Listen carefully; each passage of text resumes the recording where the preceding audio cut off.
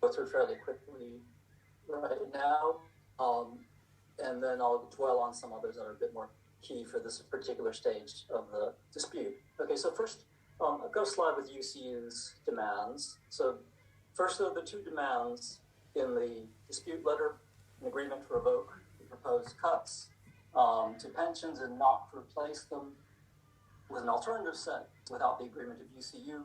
And then second, a public call on USS to issue a new evidence-based, moderately prudent evaluation of the health of the scheme. Now, you've noted that I haven't actually stated 2021, and I'll say a bit more about the date of the valuation later. 2021 is in the dispute letter. And then third, and this is in a follow-up letter, Joe Grady has asked the UK to consult employers on whether they would be prepared to accept a higher level of contributions for a fixed period in order to allow for a negotiated settlement. Okay. As I'm sure you're all familiar, and I got this draft of an email from Stan. I'm not sure whether it's been circulated to the branch yet, but that focuses on the valuation and how much trouble that's been causing. So the 2020 valuation is the one under which pensions are being costed, and basically just what this screen shows is the discount rate, the assumed rate of return on contributions. And what you'll see is that with each successive valuation, 2011, these are 2014, 17, and 18, the assumed rate of returns becomes lower and lower, and then you'll see this huge break, 2021. The assumed rate of return for 2021 is barely above inflation. And these figures are in real terms. And that's why that pink dotted almost horizontal line explains why it is that it's become so costly, according to USS, to continue to provide defined benefits. Now, I'll note that assets have already grown from March 2020 to March 2021 to an extent greater than what the assumed returns are on the scheme for several decades out to 2068. And so then you might ask, well, since we've already far exceeded the valuation assumptions of 2020, isn't everything all right if, for example, we value the scheme as of 2021? Well, actually, it never works out so simply for USS. What they claim now is that were we to conduct a 2021 valuation, then basically we'd get just about the same result because the returns assumption, so it almost meets the return assumption for 2020, and now what they're assuming for 2021 valuation is negative returns in real terms, in inflation-adjusted terms on the assets over decades. Okay, now employers have refused to call for a 2021 valuation on grounds that, as USS claims, it would make no difference. Now, the problem is that USS is very unlikely to conduct a new valuation if employers refuse to call for one. I also think that time is pretty much out for a 2021 valuation, but there's still a prospect of a 2022 valuation, which we'll talk about in a moment. Now, I think that what's happening now is that UUK has given up on challenging the valuation. They've resigned themselves to the 2020 valuation, but then they've decided what they want to do is transfer all the costs, or nearly all the costs of the 2020 valuation onto members. And we know that these costs are large cuts to our pensions, which I'll describe in a moment. What are the costs to employers? A very small increase in their contributions from 21.1 to 21.4%. Now, they claim that the so-called covenant support measures are also huge sacrifices on their part. They aren't really sacrifices. The most consequential measure is to leave the scheme for the next 20 years. This is really only partial following through on a commitment that they made in 2018, and it's also simply the undoing of the damage caused by the departure of one of their own members, namely Trinity College, Cambridge, so they can't really take credit for this covenant support. It's just undoing their own damage. Now, this screen describes the current state of affairs on the left, and then it also describes the cuts to pensions that we can anticipate on the right. I won't go through the details. I'm sure that you're well aware of the details. Briefly, the accrual rate goes down from 175th to 185th. The DC DB salary threshold goes up from 40,000 to 60,000, and perhaps most significantly, we're stripped of the sort of CPI protection against inflation that we have at the moment. Okay, I'll show exactly what these changes involve in a moment. Now, this slide is I think, fairly significant. I just want to dwell on this slide for a bit longer than on the previous slides. So here's a suggestion for an immediate path forward to get us from this April, when the cuts are due to take place, April 2022 to April 2023. Now, we will be stuck with the 2020 evaluation, I think, until at least April 2023. So what do we do in the light of those huge costings? Well, I think this is the least bad option between now and April 2023, which is retaining current benefits rather than having these cuts imposed from April 2022. Now, the way to retain these benefits, at least from this April to this October, would be through employer contributions going up to 23.7.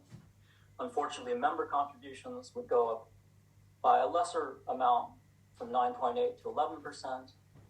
And then, if UUK agrees to extend the same level of covenant support to current benefits as to their cuts, which they haven't agreed to yet, then the cost between October 2022 and April 2023 for preserving current benefits is less than in the consultation.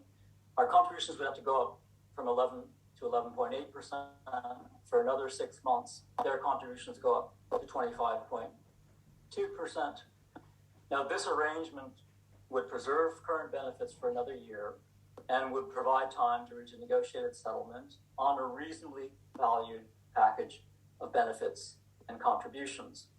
And let me just show you, I'm going to give you first an example of someone earning £40,000 of what you would get in return for paying these extra contributions. So someone earning £40,000 at the moment, and let's assume this person is 40 years old, okay, would have to pay on average 11.4 as compared to 9.8 for the next 12 months. This next are 640 contributions of 640 pounds of contributions. I'm sorry, over the year. I should have said over the year, not the 6 months. But that comes out to a net reduction in pay of a lesser amount, and actually turns out to a £36 decrease in take-home pay a month. Obviously, not at all welcome, but this is what you get in return if you're earning $40,000 and you're 40 years old for a deduction of £36 a month in your take-home pay. You get to remain on that blue horizontal line for another year. That gives you about £533 in pensions, rather than being sent down the orange line, which is the employer cuts. Okay, now, what does the orange line involve? An immediate 12% cut having to do with the accrual rate going down from 175th to 185th. But then, as I mentioned, there's the inflation protection that gets stripped away. And according to USS's own modeling in the consultation, on assumptions that UUK approved, as a result of the erosion of inflation between when you pay your contributions and retirement, benefits, your cut would go from 12% to 22%, and then inflation would continue to erode your pension throughout retirement. And so the expectation is that by the time you're 20 years into retirement, the age of 86, you'll be receiving 30% less in pension than you would have if you'd pay that extra £36 a month for this year's worth of pensions. Now, this is an extremely good rate of return on that £36 a month. It's actually CPI plus 4.86 per annum. And you can't get a rate of return like that. Okay. Now, if in fact, this is all based on the assumption, which is a default assumption, that inflation will run at 2.5% over the long term. Of course, inflation's been running much higher recently, and if we realistically adjust the slider in the modeler so that inflation is 3%, that cut turns into a 32% cut at retirement in your pension income and a 44% cut by the age of 86. Now, let me just now mention what happens to someone who's earning £60,000. Okay, well, basically, they get a much bigger initial cut because not only does the accrual rate go down from 175th to 185th, but the salary threshold goes down quite a bit. So there's a 41% cut in their defined benefit promise. Now, some of that comes back through defined contribution, and what I've done is showed what you get if you take your defined contribution pot and turn it into an annuity, but still, you can expect a 30% cut in your pension income by the time you retire, which is greater than if you're earning $40,000, to a 34% cut by the time you reach 86. This is assuming inflation is 2.5%. The default, if we just move inflation up to 3%, you're earning 60,000, then basically you can anticipate a 36% cut in your pension when you retire and a 44% cut by the time you're 86. Okay. Question, why is it that in spite of the fact that it would actually be well worth it to put in the extra contributions, and I forgot to mention that if you're earning £60,000, the extra contributions are a £45 reduction in your take-home pay for the next 12 months. Why is it that employers, in spite of the fact that though these extra contributions would be unwelcome, they would actually prevent such a huge cut to make these contributions worth it? Why are employers refusing to go along with this improvement, this preservation of our contribution, our benefits for 12 months? Well, I think that basically the explanation is that at the moment, employers are the ones that are in the grips of a sort of fanatical commitment to a no detriment ideology, the sort of thing that they accuse the union of being committed to. It's really employers that are in the grip of this sort of ideology to not a penny more than what they've decided on now, in spite of the fact that it would actually prevent a huge cut in people's pensions for another year. Now, let me just wrap up by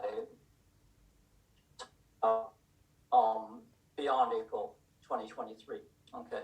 Well, keeping current benefits for another year would give us the time to negotiate something reasonable beyond April 2023. First of all, we would want to push, or at least one possibility is to push for a moderately prudent valuation as of 31 March 2022. That could take effect from the 1st of April 2023. Now, even if USS refuses to launch such a valuation, we would still have time to achieve a negotiated settlement on a package of benefits and contributions that brings member contributions back down, say to 9.8%, while also mitigating UK's cuts under the costings of the 2020 valuation. In the worst case scenario in which we're stuck with that. And then longer term, but it would have to be beyond March 2022, we need to explore such things as conditional indexation to make the scheme more sustainable in the long run. Okay, so let me wrap up now. I've got some links to various further sources of information, but let me stop sharing the screen now.